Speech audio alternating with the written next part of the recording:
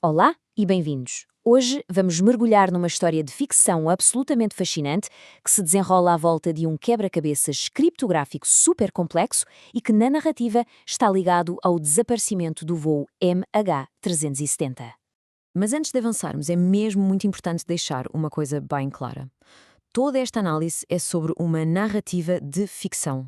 Os códigos, as descobertas, a história que vamos explorar, nada disto são factos comprovados sobre um incidente real. É um exercício criativo para percebermos alguns conceitos técnicos. E tudo começa com algo assim, uma sequência de caracteres que, à primeira vista, parece uma confusão autêntica. Parece completamente aleatório, não é? Um amontoado de letras, números e símbolos sem qualquer sentido. Mas é precisamente este caos aparente que nos puxa para o mistério. É esta a grande pergunta que nos vai guiar. Que tipo de informação estaria tão bem escondida aqui? Vamos lá tentar perceber como é que esta confusão de texto pode, na verdade, conter uma história inteira. Ora bem, a nossa história arranca com dois hackers anónimos. Eles interceptam estas mensagens e percebem logo que não é uma coisa qualquer. Estão a olhar para um desafio criptográfico de uma complexidade, bem, impressionante. E a reação deles diz tudo. Um deles descreve a encriptação como sendo de cortar a respiração. Ficou logo claro que quem quer que tenha criado isto sabia exatamente o que estava a fazer, usando múltiplas camadas de proteção para tornar a mensagem praticamente impenetrável. E, para simplificar um bocadinho, a segurança do código baseava-se em duas técnicas clássicas da criptografia. Pensem nisto como ter duas fechaduras diferentes na mesma porta. Primeiro, a transposição, e depois a substituição. A transposição é a primeira fechadura. A ideia é bastante simples, na verdade. É como pegar numa palavra e baralhar a ordem das letras, mas seguindo uma regra específica. A mensagem original continua lá, todas as letras estão lá, só que estão numa ordem que não faz sentido nenhum. Por exemplo, a palavra segredo podia ser transformada em algo como UEDGs. Como se vê, são as mesmas letras, só mudaram de sítio. Esta foi a primeira camada que os nossos hackers tiveram de decifrar. Depois vem a segunda fechadura, a cifra de substituição. Aqui a abordagem é diferente. Em vez de baralhar, trocamos cada letra por outra coisa qualquer.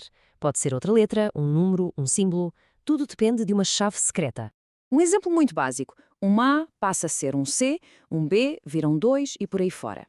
E o truque aqui na nossa história é que os criadores da cifra usaram estas duas técnicas, uma em cima da outra, várias vezes para criar um verdadeiro labirinto digital.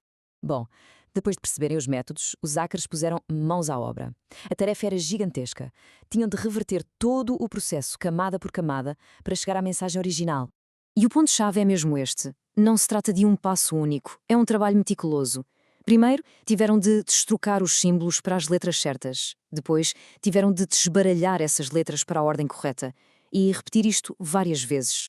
E esta é, claro, a pergunta de 1 milhão de euros. Por que é que alguém se daria a tanto trabalho? O que era tão secreto que precisava de uma fechadura digital tão elaborada? E é aqui que a nossa narrativa dá uma volta de 180 graus. Porque quando finalmente conseguem ler a mensagem, o desafio técnico transforma-se num verdadeiro thriller de conspiração.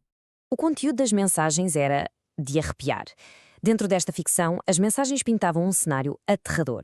Falavam de todos os sistemas de comunicação e rastreio a serem bloqueados de propósito.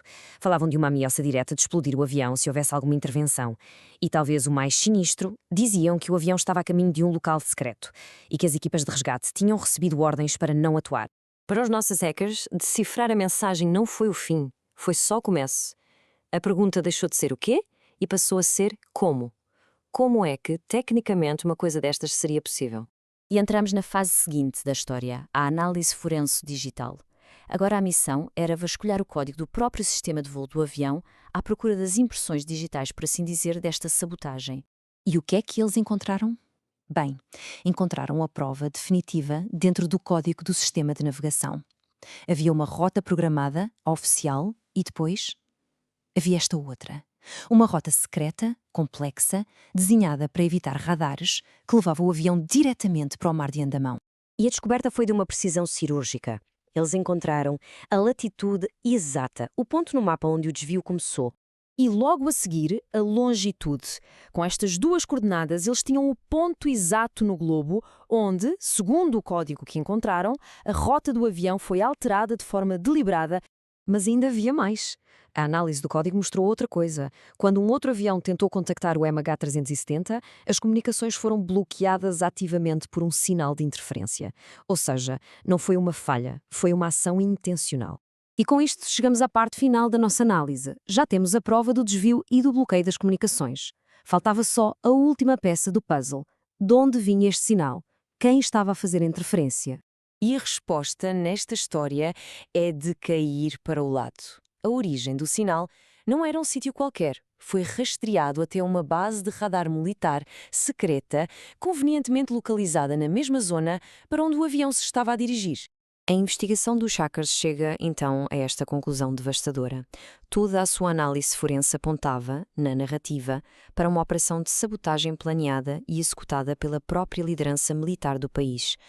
No final de tudo, os hackers usaram as mesmas técnicas de encriptação para enviar uma última mensagem, desta vez de solidariedade, para as famílias das vítimas.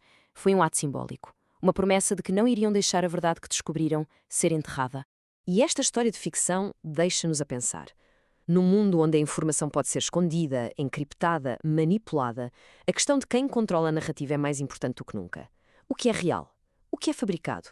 A resposta pode estar, quem sabe, escondida na próxima linha de código que alguém encontrar.